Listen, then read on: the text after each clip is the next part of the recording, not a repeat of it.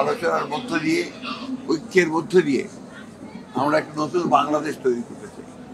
নিঃসন্দেহে আমরা এটা আমাদের মধ্যে এই ঐক্য সম্ভব হবে এবং আমরা সফল। চিকিৎসা শেষে সিঙ্গাপুর থেকে দেশে ফিরেছেন বিএনপির মহাসচিব মির্জা ফখরুল ইসলাম আলমগীর। বিমানবন্দরে তিনি বলেছেন, আলোচনা ও ঐক্যের মধ্য দিয়ে নির্বাচনের রোডম্যাপ সহ সব সমস্যার সমাধান হবে। নিঃসন্দেহে ঐক্য সম্ভব হবে।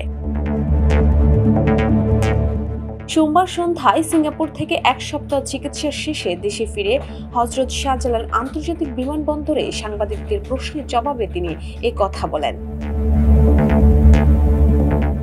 দেশবাসীকে নববর্ষের শুভেচ্ছা জানিয়ে মির্জা ফখরুল বলেন, এবারের বৈশাখ অতীতের সব জঞ্জাল সরিয়ে এক নতুন বাংলাদেশ তৈরি করবে।